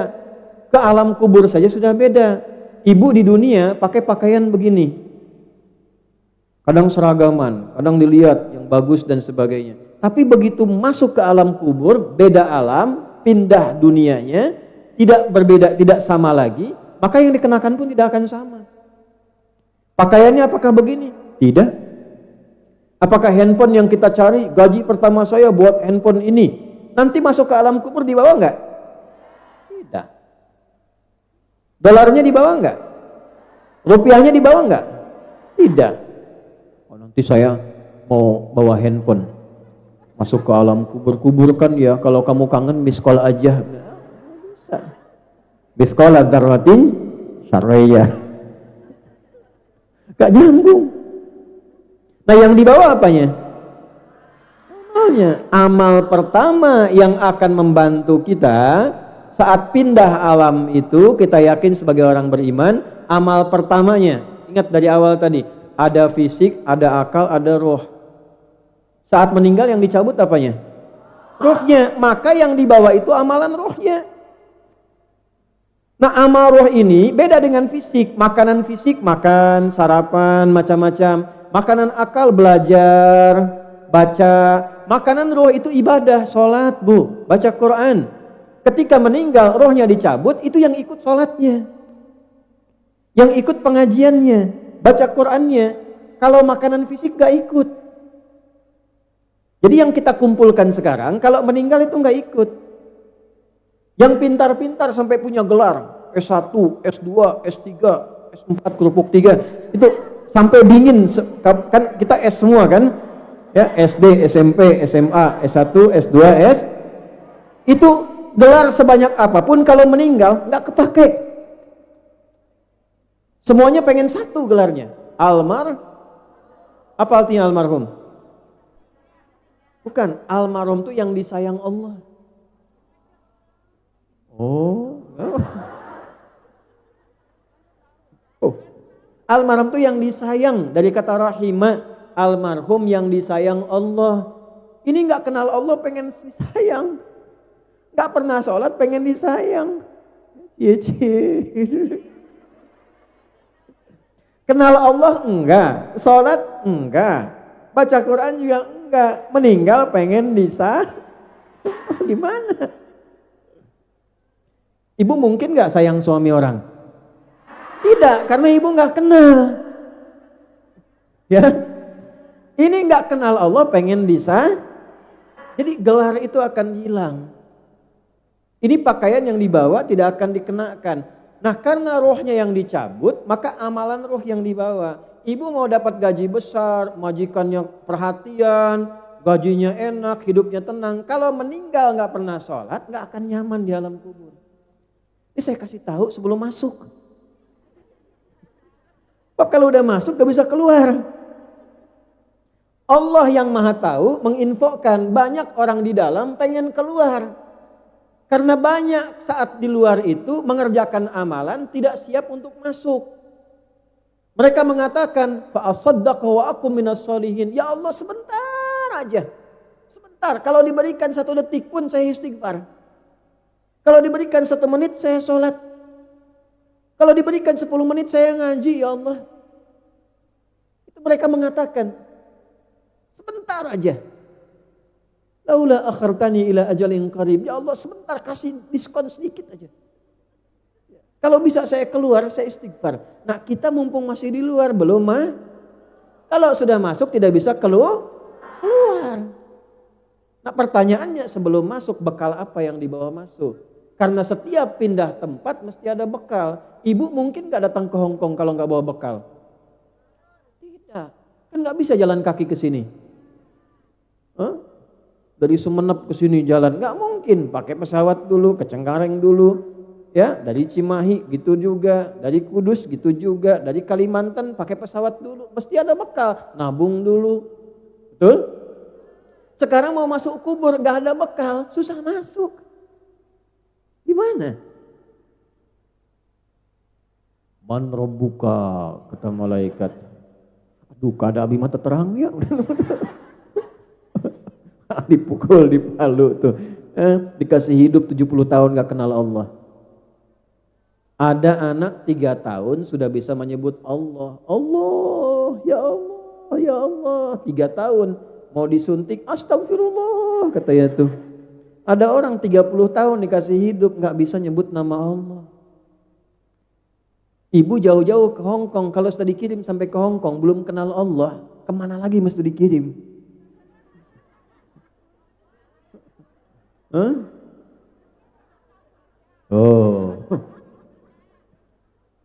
Jelas? Jadi jangan sampai jauh-jauh ke Hong Kong, rizki di dunia dicari-cari, persiapan kubur rizkinya tidak dicari. Jadi harus seimbang. Betul, kerja yang bagus, gaji bagus, tapi pekerjaan akhirat pun harus dikerjakan untuk bekal pulang. Maka yang pertama yang harus kita kaji, pencarian rizki itu, carilah rizki yang membuat kita abadi dalam hidup. Dunia sementara, akhirat Nah, jadi kalau orang cerdas, dia akan mencari bekal untuk hidup selamanya. Kalau di dunia, maaf ya, kaya sementara, kalau meninggal hilang kayanya. Kalaupun cukup, orang sebut miskin sementara. Kalau meninggal bekal akhiratnya banyak, kaya akhiratnya. Jadi bekal yang pertama, 1, untuk mencari rizki yang halal tadi, maka dibagilah kepada 2 bagian, cara dan bentuk. Caranya harus halal, bentuknya harus Biasanya suka lupa. Kalau sudah lupa suka nggak ingat. Ya, ini mohon maaf nih. Mohon maaf. yang kita butuhkan untuk tubuh, untuk akal, untuk roh. Biasanya banyak orang mencari rezeki untuk tubuhnya saja. Untuk rohnya tidak dilakukan. Ini yang membuat gelisah dalam hidup. Maka pengajian ini berfungsi mengingatkan lagi. Supaya ada keseimbangan. Sampai ke Hong Kong, kerjanya bagus, sholatnya juga bagus. Kalau bisa nanti berinisiatif ya, inisiasi. Ini kurang lebih warga kita ada berapa di Hong Kong? Ya itu paling gampang, banyak gitu ya. Banyak. Orang Islamnya banyak. Banyak gitu ya. Nah, minimal punya cita-cita nanti misalnya ke depan pengen punya masjid ya. Insyaallah yang dibuat insyaallah atau ditetapkan diinisiasi oleh orang-orang Islam yang ada di sini dari Indonesia. Nanti kalau sudah jadi berbagi dengan yang lain-lain. Alhamdulillah. Siap? Diniatkan dari sekarang. Diniatkan supaya kalau niat itu dicatat amalannya. Ya, jelas? Sekarang kita masuk ke bagian yang kedua. Amalan-amalan yang memudahkan mendapat rezeki sekaligus membahagiakan dalam mendapatinya. Yuk kita catat amalnya satu-satu ya. Masih ada waktu? Oh, ya. Sampai jam berapa? Baik. Ya, enggak apa-apa. Silahkan Ibu sampai jam 1. Saya sampai jam 12 selesai. Yuk, satu ya. Saya tes dulu, tes. Pelan-pelan. Masih ingat tadi kita mencari rezeki jenisnya ada berapa? Baik. Tubuh kita ini ada berapa jenis? Satu apa? Fisik. Dua apa? Tiga apa? Roh. Nah, jadi mencari rezeki pun harus memenuhi kebutuhan 3 bagian diri kita ini. Fisiknya, akalnya, atau apa? Rohnya. Sekarang kita mulai dari rezeki untuk roh dulu. Ini materinya agak dalam. Sebab kalau rohnya tidak baik, fisiknya tidak akan baik. Saya ulangi ya. Kalau rohnya sakit, fisiknya ikut sakit. Dan obatnya gak akan ditemukan di rumah sakit. Iri, dengki, ria, itu penyakit hati. Kalau sakit hati, iri hati, tidak ada iri mata. Iritasi. Dengki hidung misalnya, nggak ada. Ibu cari tuh rumah sakit secanggih-canggihnya di Hong Kong, klinik. Saya pusing gitu. Apa gejala yang dirasakan? Kalau majikan saya beli tas baru, saya pusing. Gak ada obatnya. Nah, maka yang pertama, yuk amalan untuk mendapatkan rizki bagi roh. Quran surat 13 ayat 28. Ala bidzikrillahi tatma'innul qulub.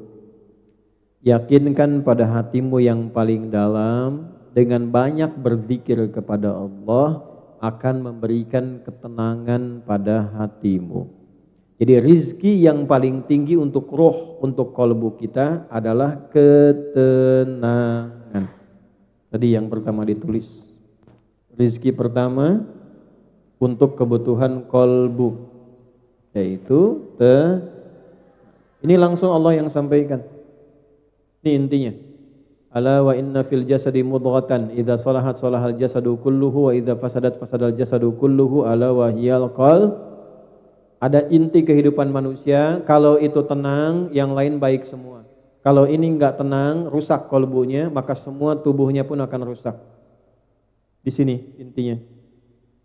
Nah, amalan untuk ketenangan kolbu itu hanya satu. Karena yang menguasai kolbu itu Allah, yang mencipta Allah, di dalamnya ada roh yang punya Allah, yang tahu siapa? Allah. Kata Allah, amalan kolbu itu adalah ini.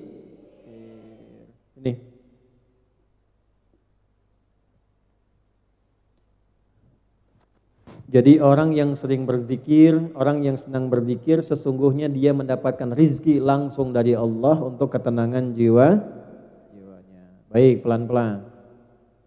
Jadi kalau ibu sedang gelisah, bekerja sedang ada masalah, hati tidak tenang, obatnya sudah ada ini rizkinya. Bukan bikin status.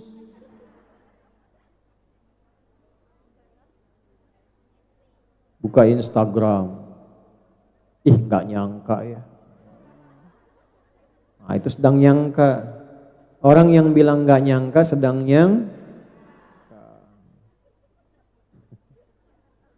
nggak seperti dia. Gitu. Macam-macam. Jadi sekarang sudah tahu kalau sedang gelisah, sedang nggak enak, sedang ada masalah, apapun pekerjaannya, sedang bikin nggak tenang, alihkan kemana? Ke Sekarang apa saja bentuk zikir itu? Ya, sekarang kita rinci. Ya, kalau sudah tahu, sudah selesai pengajian. Jenis-jenis zikir. 1. Pelan-pelan. Saya berikan beberapa kalimat ya, beberapa amalan. 1. Kalimat yang mudah diucapkan, menenangkan kepada hati, mendatangkan cinta Allah. Mau? Istighfar. Istighfar. Dah. Waktunya ada 3. 1. Ada istighfar yang kalau dikerjakan, ibu lakukan di waktu itu mudah mempercepat ya, terkabulnya doa dan mendatangkan rizki dari Allah. Waktunya sesaat sebelum masuk waktu subuh. Kalau bisa, ibu lakukan dulu tahajud sebelumnya, walaupun 2 rakaat. Kalau mau tahajud, masih ingin baru memulai, sebelumnya belum pernah tahajud, jangan banyak-banyak dulu. Nabi juga kasih rumus, sholatul laili matna matna. Sholat malam itu kalau ingin bangun malam, ingin tahajud, misal, jangan dipaksa banyak dulu. Kata Nabi matna matna, mulai 2 rakaat dulu. Itu pun pilih surat yang paling mudah kita hafalkan. Boleh. Jangan maksa, wah 2 rakaat, satunya Al-Baqarah, keduanya Ali Imran misalnya. Ya. Itu pun Alif Lam Mim juga, cuman sekali langsung ruku. Enggak, ini betul. Dalilnya Al-Muzammil ayat ke-20, faqra'u ma tayassara minal Quran. Silahkan tahajud, baca yang paling mudah, yang paling ringan. Misal, karena ini lagi musim dingin misalnya di Hong Kong, kul, ya. Baca 3 kul. Rakaat pertama kul a'udzu birabbil falaq. Rakaat kedua kul a'udzu birabbin. Nah, nanti witir kul huwallahu ahad. Enggak apa-apa. Enggak, nyaman dulu aja, yang penting nyaman. Nanti kalau sudah merasa bosan dengan 2 rakaat, tambah lagi 2 rakaat. 2 rakaat lagi misalnya ad-duha dengan al-insyirah. Enggak apa-apa, sampai merasa nyaman dulu. Jangan dipaksakan langsung 11, langsung 23. Nanti begitu capek besoknya enggak mau lagi. Betul. Nabi juga bacanya yang ringan-ringan. Nabi itu kalau tahajud yang ringan. Tapi ringan versi Nabi beda dengan ringan versi Nabi itu paling ringan, rakaat pertama 100 ayat. Al-Baqarah. Ya pernah ada yang mau ikut di belakang beliau, beberapa sahabat. Ya pernah ikut tuh di belakang beliau. Ternyata rakaat pertamanya begitu 100 ayat Al-Baqarah, ditunggu mau ruku nyambung sampai selesai. Betul, dikira mau ruku nyambung Ali Imran. Dikira mau ruku nyambung An-Nisa. Begitu selesai 5 juz 4 halaman kurang lebih, rakaat pertama 5 juz 4 halaman kurang lebih, ruku. Rakaat pertama. Besoknya enggak ada lagi yang ikut. Nah, maka mulai dengan apa? Tahajud dulu. Nah, tahajud pun kalau bisa jangan terlalu awal. Kalau baru mau memulai ya, belum terbiasa, dekatkan ke subuh. Misal subuh jam berapa tadi?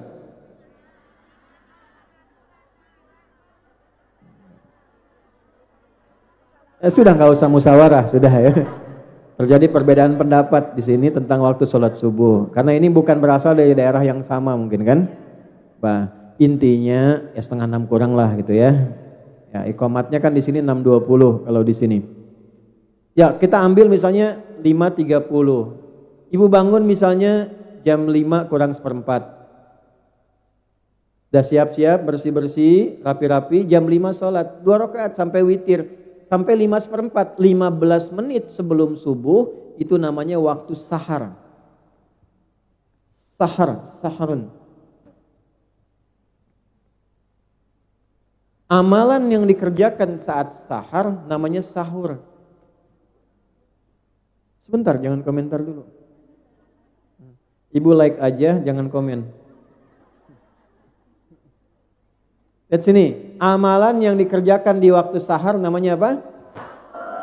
Kenapa ada makan sahur? Maksudnya kalau makan besok mau puasa, jangan terlalu awal. Dekatkan ke subuh. Dekat, supaya apa? Kalau makannya dekat subuh, energinya makin banyak, makin kuat menjalani puasa. Satu. Yang kedua, dekat ke subuh, jadi nggak tiduran dulu. Bisa istirahat sebentar, nggak terlampau ngantuk, langsung bisa sholat. Jelas? Nah ini misalnya subuh 5:30, sahur jam 2. Udah nahan lapar tuh jam 3, 4, 5, 6. Belum subuh sudah 4 jam, udah lapar. Makanya ada orang baru mau puasa udah lihat buka. Betul nggak? Balik dulu. Nah amalan yang dikerjakan di waktu sahar namanya apa sah? Nah ada amalan luar biasa istimewa di waktu sahar ini. Amal itu disebut di Quran surah 51 di ayat ke-18. Ayat 22-nya tentang rizki, ayat 18-nya tentang istighfar. Jamak dari kata sahar namanya ashar. Wabil ashari hum yastaghfirun. Dan ada orang-orang yang di waktu sahar ini banyak beristighfar kepada Allah. Nah istighfar di waktu sahar itu, awas nih rahasianya, itu bisa mempercepat datangnya rizki dari Allah.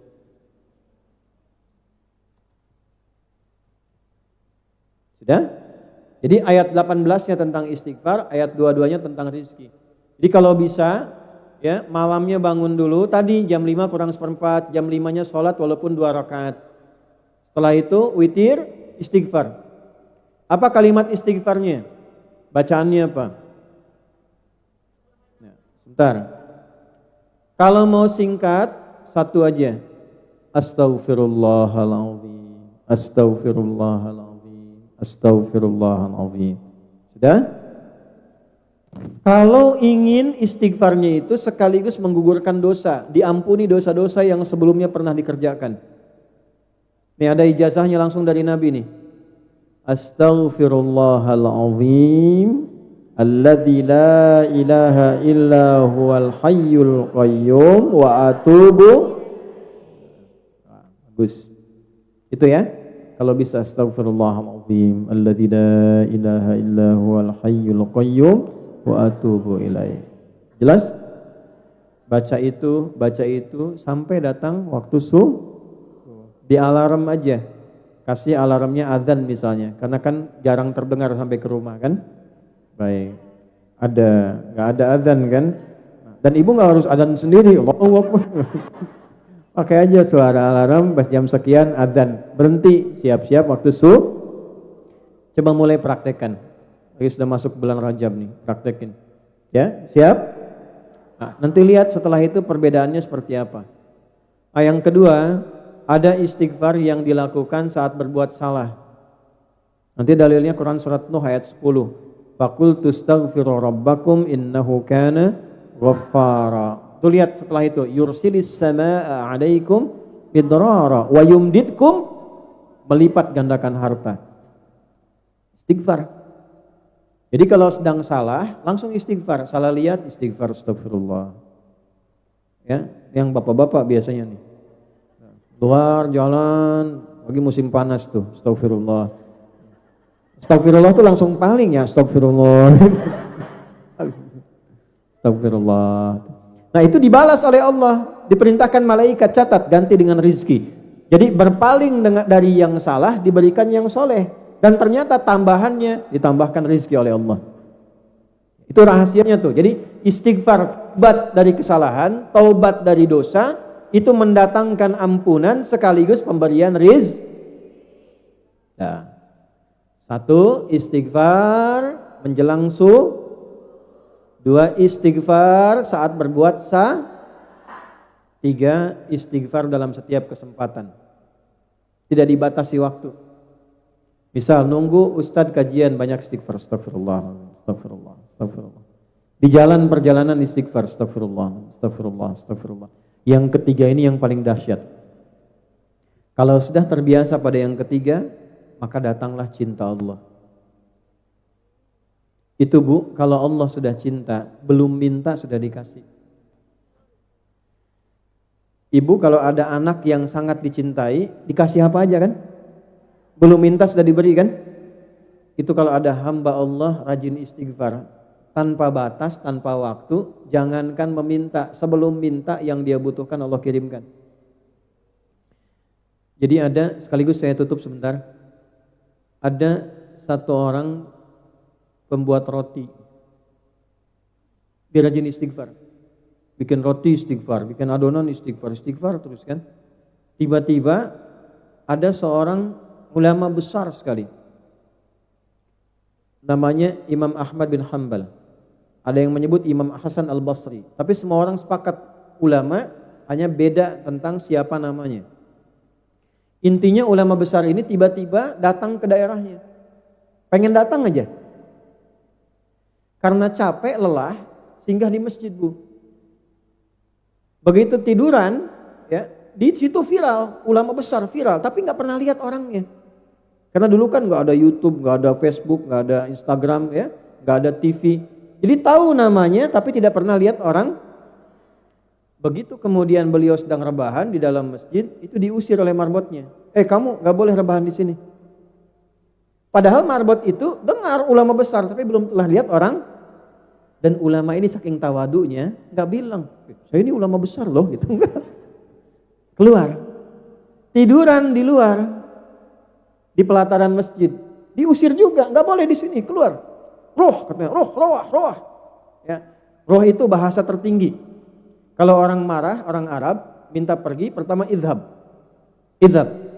pergi. Yang kedua barwah itu di luar, keluar sana. Yang ketiga roah itu dari kata roh, pergi dengan roh-rohnya sekalian. Roh katanya. Ayo Allah roh, pergi, rohnya pun jangan tinggal, pergi. Itu begitu ulama besar ini keluar jalan, tiba-tiba kelihatanlah di tempat toko yang tukang roti tadi sedang bikin adonan. Nah tukang rotinya lihat lelah kan, dipanggil, Syekh, kayaknya lelah, istirahat di sini saja. Nah begitu sedang istirahat, singkatnya ulama ini melihat si pembuat roti ini sering istighfar. Ulama ini tahu, faidahnya tahu, manfaatnya tahu. Tapi ingin membuktikan di lisan pembuat roti ini, bertanya, ya fulan, aku lihat tadi kamu bikin adonan istighfar, jadi roti istighfar. Saya hanya ingin tanya, apa manfaat istighfar ini untuk kamu? Kata pembuat roti ini kisah nyata.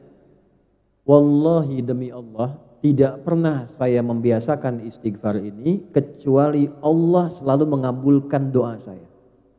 Tidak pernah satu doa pun ditolak. Kecuali satu yang belum terkabul. Apa itu? Saya selama ini minta kepada Allah, ya Allah, mohon pertemukan saya dengan sosok ulama besar, sebutlah misalnya Imam Ahmad bin Hanbal, sebelum saya meninggal atau beliau wafat. Langsung terperanjat ulama ini, berdiri mengatakan, astagfirullah. Jadi karena istighfar kamu ini, saya tiba-tiba pengen kesini, dikeluarin dari masjid, nggak boleh rebahan di luar masjid katanya, karena istighfar kamu ini. Barulah si tukang roti itu tahu ternyata ulama yang diantarkan ke depannya itu hasil dari Jadi kalau Ustadz Muhaimin jarang-jarang datang, istighfarin tuh. Astagfirullah. Saya diistighfarin. Jelas? Nah, minimal kalaupun belum ada yang kita harapkan, minimal ada hati yang tenang. Tuh, bentuk zikir yang pertama. 2, Al-Qur'an. Apa yang kedua? Biasakan ngaji ya. Ya. Walaupun sehari 1 ayat, enggak apa-apa. Yang penting mushafnya simpan di tempat yang mudah dilihat. Karena mushaf itu mukjizat. Kalau sedang gelisah, lihat mushaf aja ada tenang. Hebatnya ibu buka mushafnya itu bisa ketemu ayat yang sesuai dengan masalah kita. Quran. Walaupun satu ayat kan gak banyak. Hari ini Nun. Satu ayat. Ya, jelas? Ngaji Al-Qur'an. Ya, jangan sampai hilang ya. Al-Quran itu istimewa. Kalau biasa jadi ahli Al-Quran, Allah akan khususkan. Dalilnya Ahlul Quran, ahlullahi wa khassatuh. Kata Nabi kalau sudah jadi ahli Al-Quran, itu spesial di sisi Allah dan dijadikan VVIP. Ahli Quran itu kemanapun akan disambut. Dijadikan oleh Allah, difirmankan kepada orang di tempat manapun, perlakukan dengan baik. Jaga dengan baik. Ahli Quran. Untuk jadi ahli Quran tidak harus hafal 30 juz. Ahli Quran itu arti sederhananya orang yang dekat dengan Quran. Ibu kalaupun belum hafal nggak apa-apa, tapi tiap hari berusaha 1 ayat sampai punya rasa cinta pada Al-Quran. Kalau sudah punya rasa cinta pada Al-Quran, itu akan berbeda. Ibu kalau nggak percaya silahkan mulai dari sekarang. Dekati dulu, baca sedikit-sedikit. Jelas? Baik. Yang ketiga, sholat. Ini puncaknya. Apa? Karena dalam sholat ada istighfar, dalam sholat ada Al-Quran, dalam sholat ada tilawah. Ini puncaknya. Sholat. Dalilnya Quran surah 20 di ayat ke-14. Innani anallahu la ilaha illa ana fa'budni wa aqimis salata li dzikri. Tunaikan sholat sebagai zikir puncak kepadaku. Sholat. Jangan tinggalkan Kalau sedang gelisah tunaikan Ada masalah Jadi kalau nanti di rumah di Indonesia telepon, misalnya anak sakit belum bisa nengok, sholat. Hajatnya tumpahkan dalam sholat. Makanya sholat di Quran diisyaratkan dengan hajat. Sholat. Minta sama Allah, ya Allah, Engkau yang menggenggam semua hal, Engkau yang menyembuhkan. Engkau perintahkan aku sholat ya Allah. Engkau perintahkan aku berdoa ya Allah. Sekarang aku mohon padamu yang telah berjanji mengabulkan. Kalau dengan apa yang aku kerjakan belum Engkau kabulkan, tunjukkan padaku dengan cara apa lagi aku mesti menunaikan ibadah kepadamu. Sholat. Nabi Zakaria belum ada keturunan. Apa yang beliau amalkan? Sholat. Nabi Ibrahim meninggalkan Ismail, pesannya sholat. Ya, semua sholat. Nabi Musa sholat, Nabi Isa sholat. Jadi semua kalau ada persoalan menunaikan Jadi tolong jangan tinggalkan apa Jelas sampai sini? Baik. Yang terakhir sebagai bonus, perbanyak sholawat. Ya. Saya lihat Masya Allah ya, Masya Allah ini ahli sholawat terlihat ya. Kita masuk tadi sholawat sampai ada rasa cinta pada Nabi. Ya, kalau sudah ada rasa cinta pada Nabi, biasa sholawat, nanti Allah balas minimal 10 kali lipat. Ya, kata Nabi gini, man shalla alayya sholatan wahidah, sallallahu alaihi asyru sholawat. Siapa yang biasa sholawat padaku, walaupun cuma sekali, Allah akan perintahkan pada malaikat balas 10 kali lipat. Nah ini rizki yang pertama. Jadi kalau sudah bisa sholat, berarti masih dapat rizki. Orang yang walaupun gajinya besar, kerjanya enak, tapi dia tidak sholat, sejatinya dia belum mendapatkan rizki dari Allah. Minimal untuk kebutuhan rohnya. Bisa sholawat, istimewa. Bisa baca Quran, istimewa. Bisa istighfar, luar biasa. Jadi ini bagian pertama, mencari rizki di tempat yang jauh dan membahagiakan. Intinya satu. Sudah capek?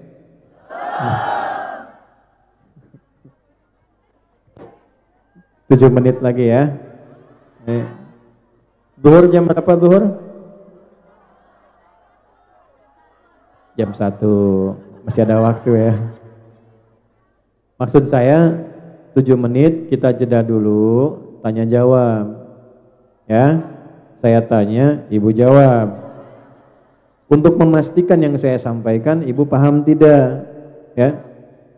Atau Ibu tanya, ya, jawab. 1, zikir. Utamanya 2.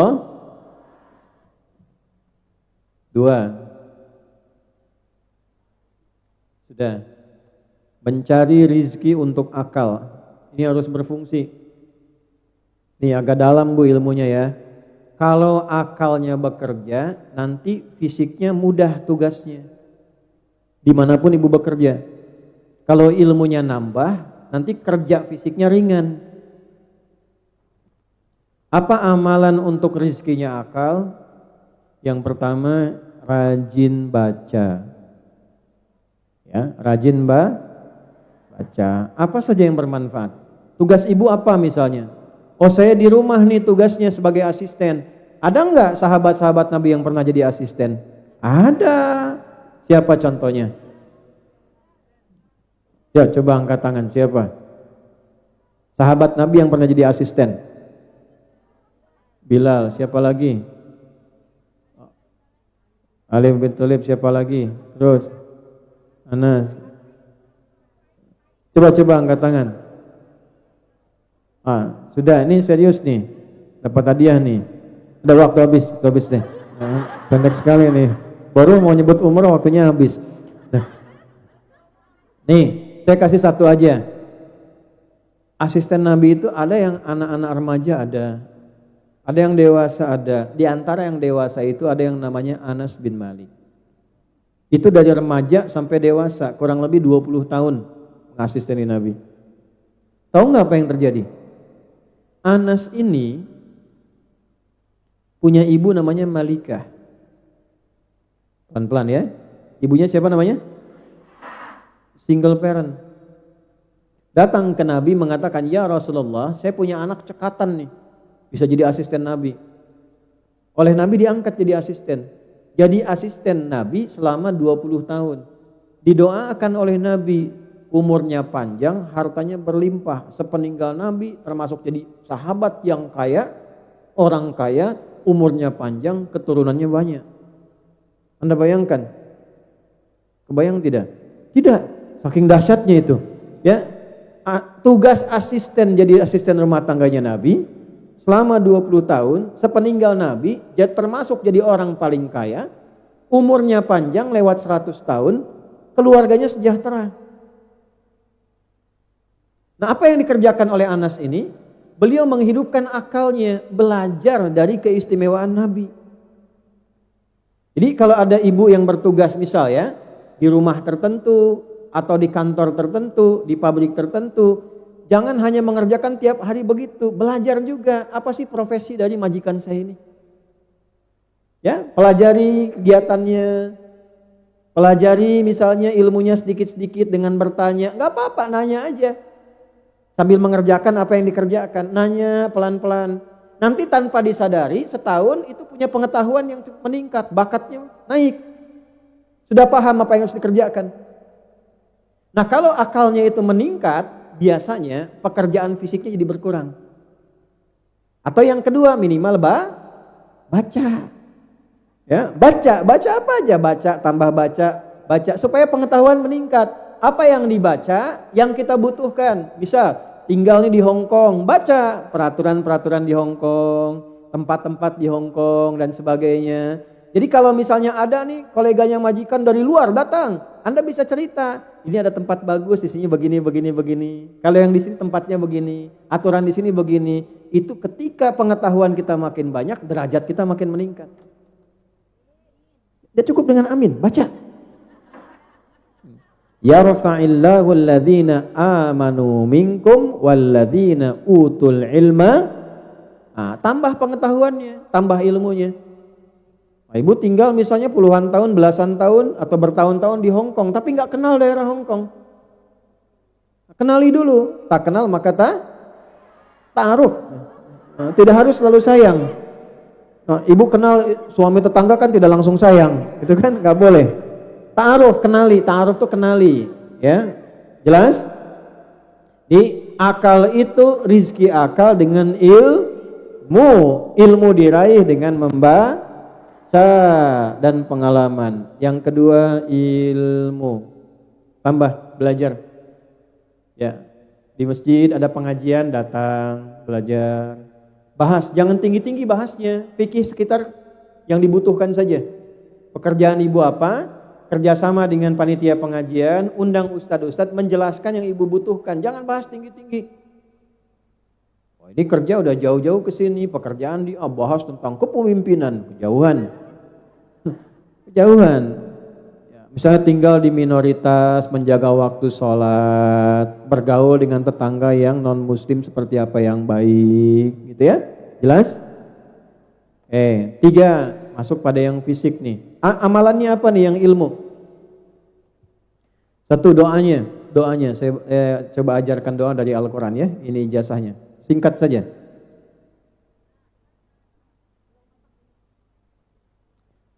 Rabbi zidni ilma.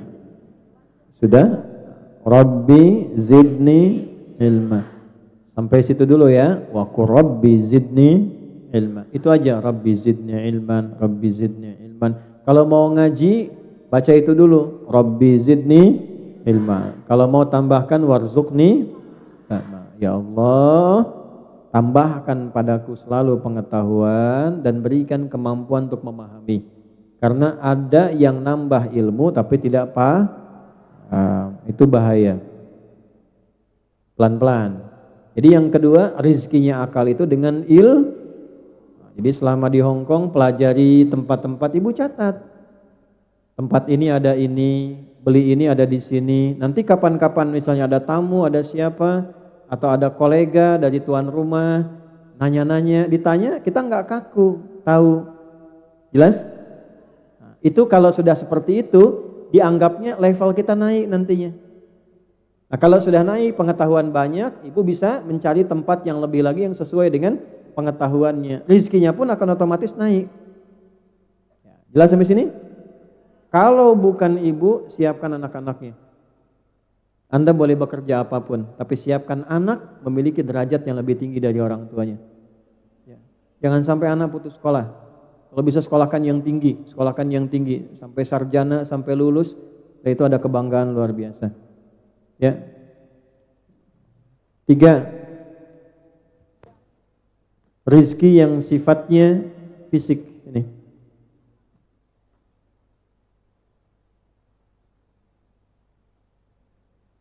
Pelan-pelan. Saya cek dulu untuk memastikan rizkinya roh apa itu? Zikir. Rizkinya akal? Ilmu. Tadi sudah ya, amalannya sudah, bacaannya sudah. Rizkinya fisik. Sekarang masuk pada bagian yang ketiga. Segala yang dikonsumsi yang sifatnya halal. Yang dimakan, yang diminum, yang dipakai. Segala yang dikonsumsi yang sifatnya yang dimakan, diminum, pakaian, pastikan halal. Bagus, boleh. Tapi bagus punya orang, jangan. Baik ya. Makanan enak, boleh. Enak tapi haram tidak boleh. Dah, itu semua kebutuhannya. Jadi kalau akal itu ilmu, roh itu zikir, kalau fisik itu segala yang dimakan dan dipakai. Caranya bagaimana? Kembali ke tadi. Pastikan semua yang kita kerjakan halalan thayyib. Halal dan baik. Halal plus thayyib. Nah, disinilah ibu keluarkan nanti dengan pengajian kan biasanya banyak ya pengajiannya. Nah, keluarkan coba cari bentuk pengajian yang materinya Yang diajarkannya mengeluarkan yang ini, yang thayyib yang ada di Hong Kong apa saja. Kalau belum ada, usahakan bikin ada. Misal, ini kan 170.000 kurang lebih. Tadi malam bahkan saya dapat data 185.000 orang Indonesia yang ada di Hong Kong. Kalau misalnya 80% itu muslim, butuh makan kan? Ya, kenapa nggak diupayakan misalnya bikin kayak kantin untuk orang-orang Indonesia yang muslim misalnya, cari makanan yang halal. Artinya ada peluang kan? Peluang untuk masak, peluang untuk bikin restoran, peluang untuk macam-macam kebutuhan. Ini kan butuh berpakaian yang bisa digunakan untuk sholat kan?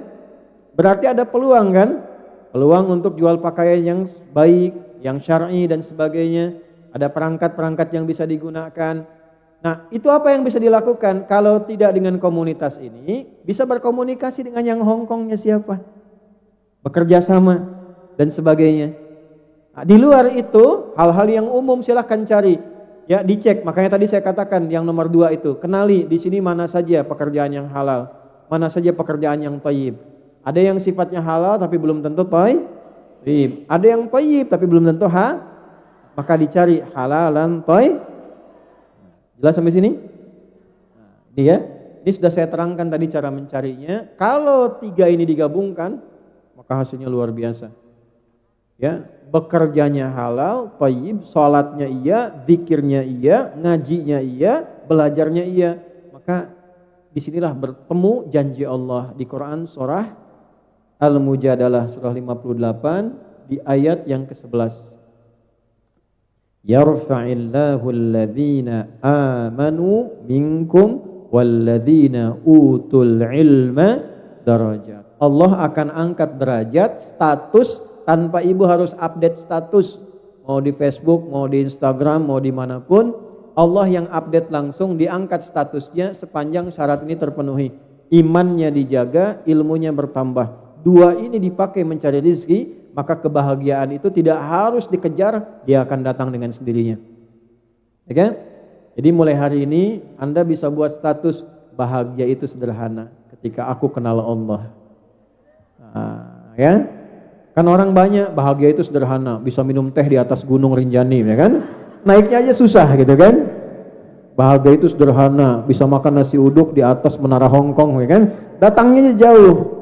Ya, bahagia itu sederhana ketika aku bisa sholat.